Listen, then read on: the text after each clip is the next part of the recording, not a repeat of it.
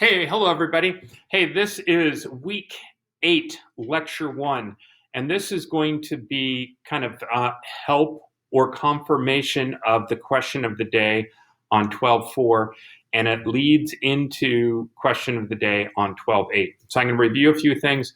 I'm going to go through the problem pretty quickly, and then I'm going to add some variations, which is the difference between question of the day from 12.4 to question of the day today, which is 12.8. All right, so although I didn't really say it this way, work is equal to the transfer of energy. So if you just think about transferring energy from one thing to another, that's essentially what work is. Now, it's a little bit of a circular reasoning because last week, when I talked about what is energy, and it was the ability to do work. And now I'm saying work is the transfer of energy. Again, it's kind of a little bit of a tricky sort of thing, particularly when you are defining very basic terms, fundamental terms. So energy is kind of what makes everything happen. What makes everything happen? It's energy. So we can do that in lots of different ways, which we outlined last week. But a couple of those things are kinetic energy and potential energy. Kinetic energy is 1/2 mv squared. Anything that's moving has energy, okay? Now, we can store some energy, for example, moving something higher in a gravitational field, okay? So if I just lift it up a little bit and drop it, it's gonna change speed. So it's going to change from the potential energy to a speed, which means it's kinetic energy. So I lift it higher and I drop it, it's going to produce or change into more kinetic energy. And we'll talk about conservation of energy probably tomorrow's lecture or the next lecture, week 8, lecture 2. All right, but be that as it may, we know that the units of energy is joules, okay? But we're really not used to dealing in joules, except from that introduction probably in chemistry when you talked about joules. But the equivalent in our imperial units is calories, and everyone is familiar with calories, obviously with food. So when we eat something, we are taking in a substance that is going to transfer. It's going to transfer from one form of energy into something else, which gives us the ability to move or climb stairs or something like that. Now, this is the only kinetic energy there is, but there are other examples, there are other formulas for potential energy, and we're going to talk about that in the next lecture. Okay, now, be that as it may, we are going to kind of go back to this definition that I gave for work. And work was force times distance, okay? Now, force times distance as long as it is parallel. Now, and I asked the last class, when you have two little slashes down there, that means parallel, as opposed to when I did that, the last class I was talking to, they saw that as perpendicular. But as a reminder, and if you haven't seen that, two lines like that means that it's parallel, which comes from geometry. Did you recognize that as far as? Okay, so anyway, as long as they're parallel, okay? Well, if they're not parallel, okay, then we can end up with this absolute value of the force times absolute value of the distance, which is times cosine theta, and that is equal to work, okay? And it's also equal to F dot D, which is the dot product, okay? And this, you guys, this right here is more of a mathematical way to saying a vector product, okay? You can multiply two vectors together and get a scalar, okay? And you can multiply two vectors to get another vector. And that's the difference between the dot product, okay? So the dot product of A dot B is equal to the absolute value of A times the absolute value of B times the cosine of the angle.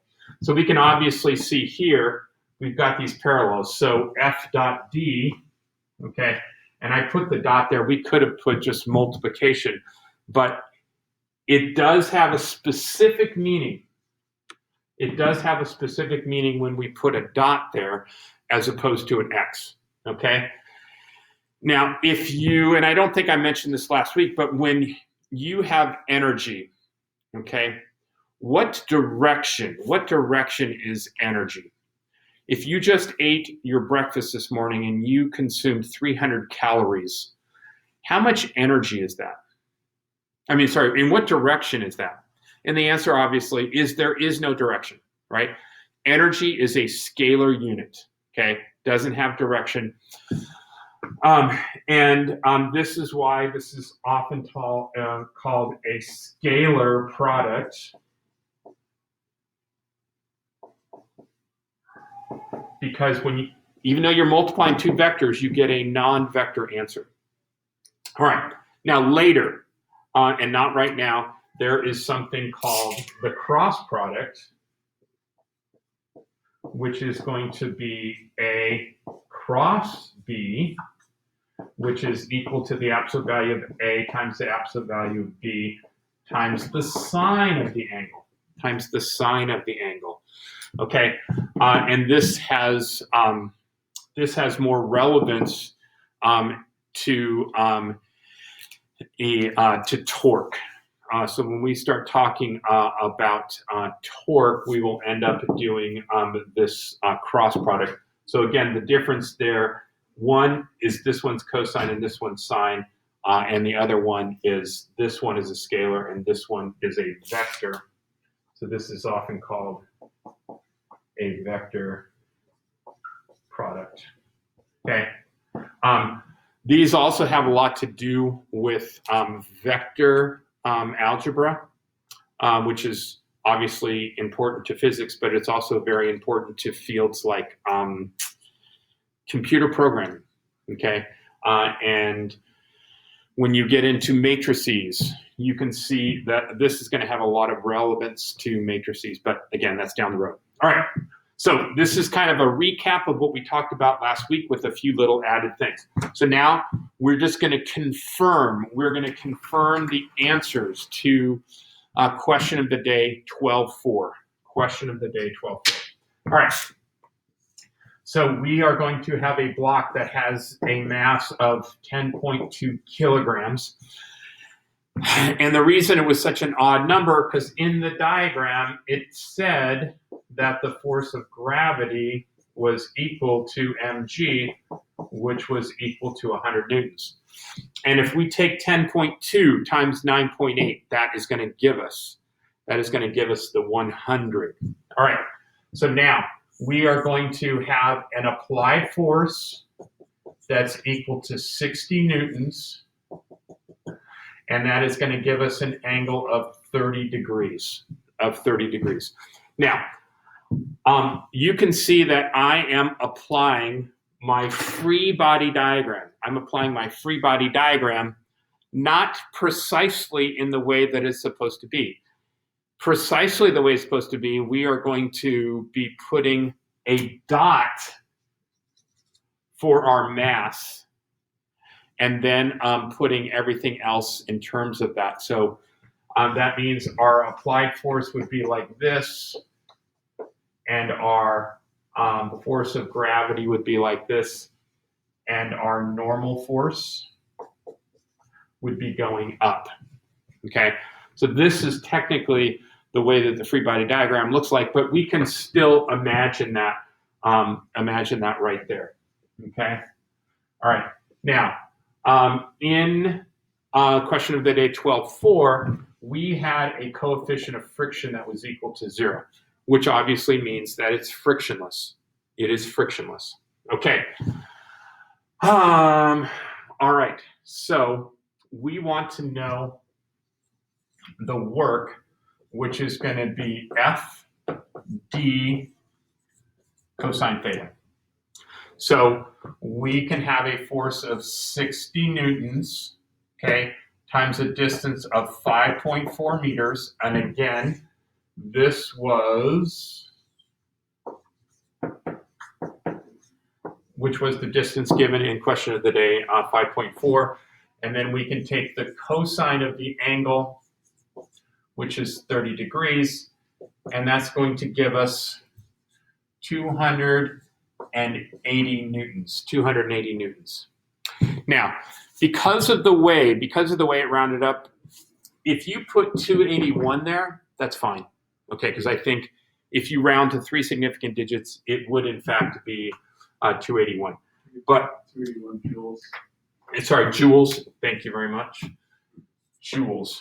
Now, the other way I want to kind of explain this is to kind of go back to those parallel forces. Now, remember that this 60 newtons along the cosine, okay, if we do 60 cosine 30, we're going to get 52. And 52 times 5.4 is going to go back and give us our 280 joules. So sometimes it's important when you're thinking about work is think about which direction the forces are going. So if they're going in the same direction, it's just force times distance. If they're going in the opposite direction, it's going to be force times distance, but it's going to be negative. And that's because that angle is 180. So that's another way to kind of think about it in a holistic approach and not be so dependent on just this straight up angle. And a source of confusion that can happen to you is if I were to have given you this angle of 60 degrees, okay, then you would have put in force times distance times the cosine of the angle, and this would no longer have been 52, it would have been 30. Okay, but that's not right, because we want the two forces that are going in the same direction. So remember, it's the angle between the force and the displacement. Okay, so even though I put 60 degrees here, that's not the angle between the force and the displacement. Okay, so just be careful, and that's why drawing a diagram is so helpful, so that you know exactly which one you have. Okay, so that answers point or part A. So the second question is how fast is it going at the end of that 5.4? And what I did not write here in my review is that work is equal to the change in kinetic energy. So remember that work is equal to the change in kinetic energy, and it is also equal to the negative change in potential energy. The negative change in potential energy.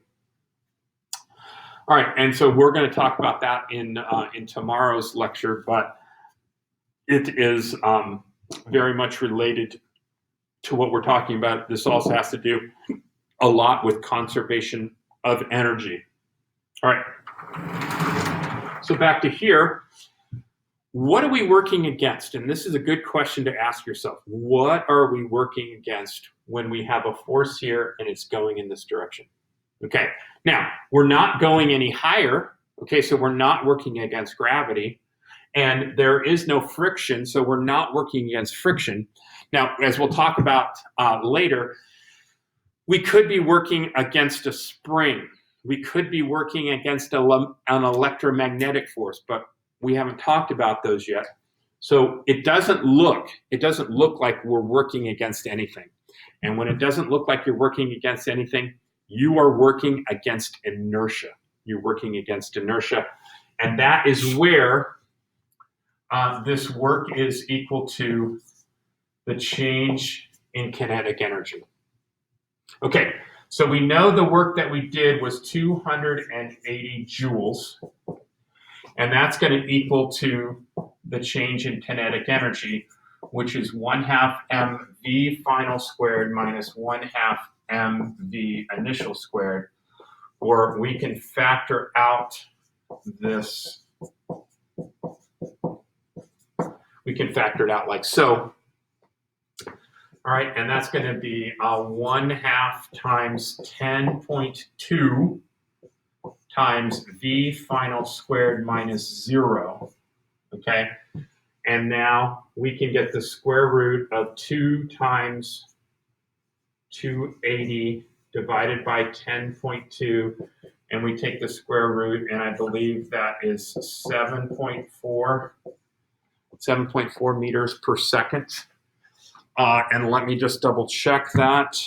Okay, 280 times 2 divided by 10.2, and then we're going to take the square root of that, and that's 7.4. 7.4.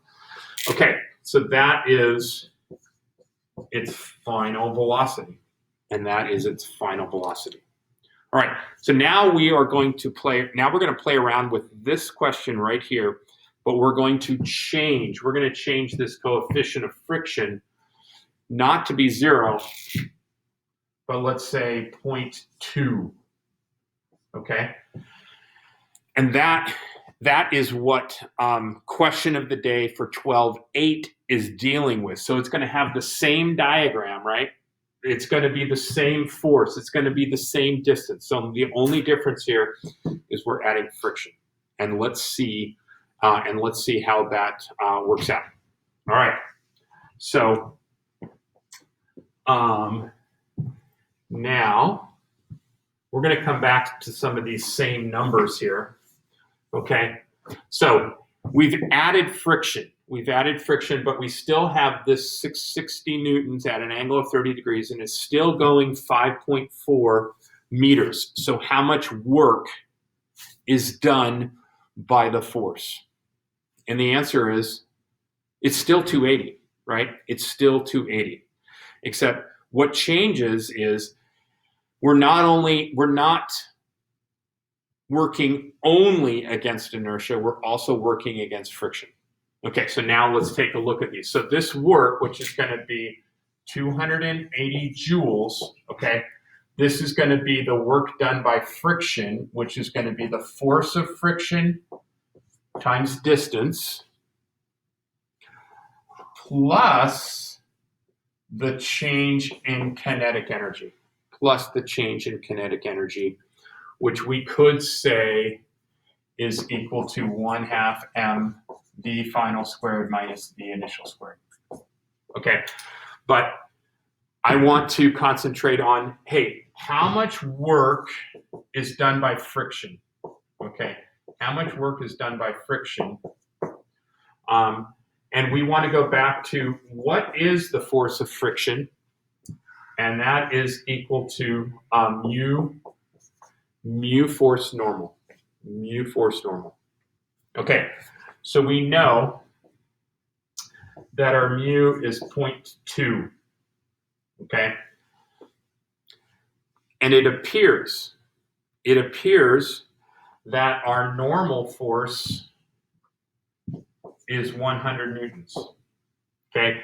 It appears that our normal force is 100 newtons, which means that we would have a frictional force that's equal to 20. But this is not correct.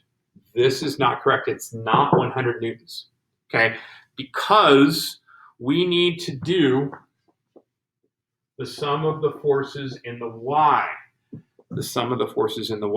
Okay? And we're going to identify these right here. Okay, so we know, and I will call up positive, so we're going to have the force normal going up, force gravity going down. But now, remember, we're going to have this component, the component of the applied force. There's a component of the applied force that's going up, okay? And that is going to be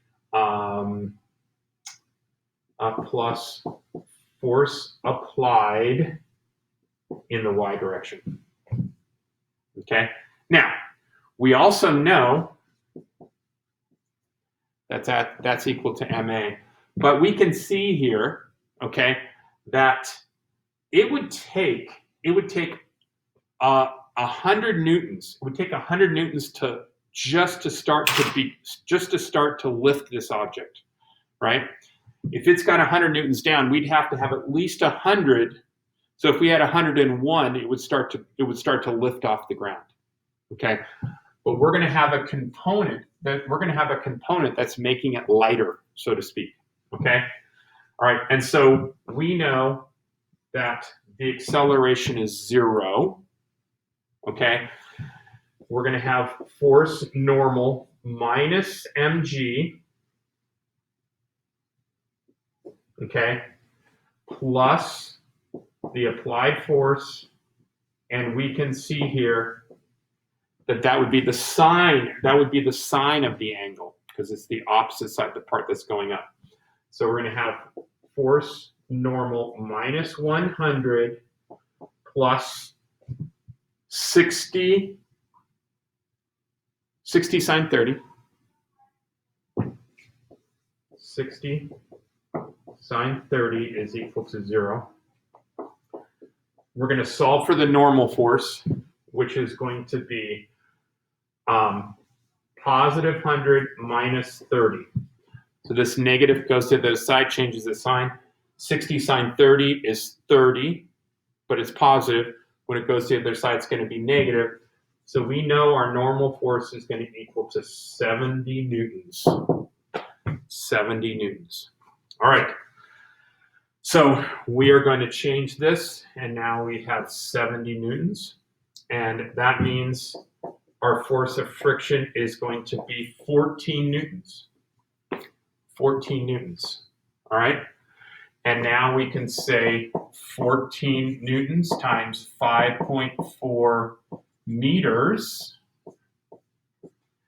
And 14 times 5.4. It's going to get 75.6. So we're going to call that 76 joules. Now, we could think of this in a couple of different ways, right? But the force of friction is going in the opposite direction of displacement. So technically, that is going to be 76 joules, but it's negative, okay? Now, in order for this force to make something overcome friction, it's got to overcome negative 76, so it's got to apply 76 newtons of energy to overcome the work done by friction. That kind of makes sense? All right, so now we're going to go back up here. So now we're going to say 280 joules is our total amount of energy, okay?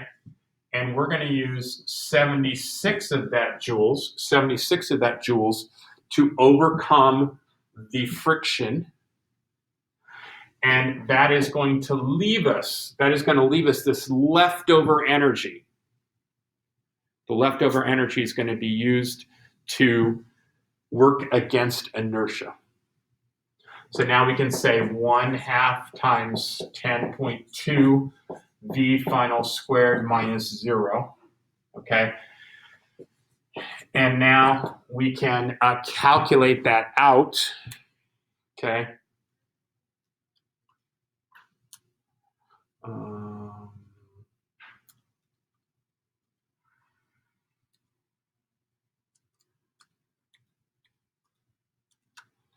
And we're going to get 6.3 meters per second. 6.3 meters per second, which makes a little bit of sense. If we add a little bit of friction, right? Before, when we did this problem from 12.4, we got a velocity of 7.3. Now we add a little friction, and now we're going at 6.3. Now we're going at 6.3. All right, another little variation here. What if okay? What if we had a force of 60 newtons, but this time we're pushing down. Instead of pulling up, we're pushing down, okay? How much work are we gonna do? If, again, we go 5.4 meters. And it's still the same because it's still cosine, cosine 30. So again, we want the part of the force, so the force in the x direction is still going to be 52 newtons because it's 60, it's going to be 60 cosine 30. But now, if we have friction, okay, now by pushing down on the object, we're increasing the friction, okay? Whereas when we were pulling up, we're essentially lightening the load by part of this force is lifting it up. And that lifting it up is making it, the normal force, be less, okay? So now if we're pushing down, okay, then instead of subtracting 30, we would add 30, and now our normal force would be 130, and now our force of friction would be 26 newtons. And when we calculate that, our final velocity, I believe, would be something around 5.3. And I'm just going to do that real quick. So we're going to have 26 times 5.4 is 140. So this would be 140 on that last example. And that means that we have 140 times 2 divided by 10.2 square root. And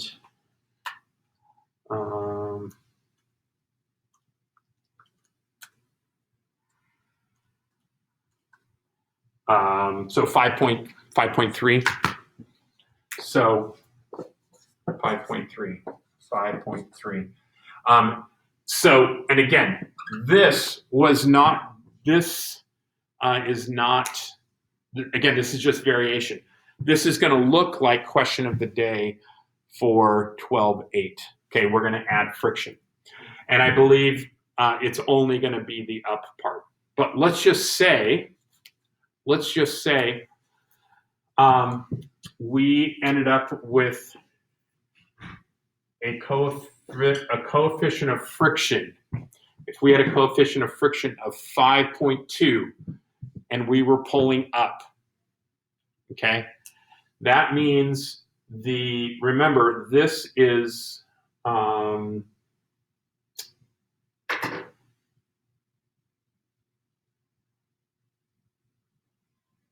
sorry. Let's say we had an amount of friction, that the work done by friction was negative 280.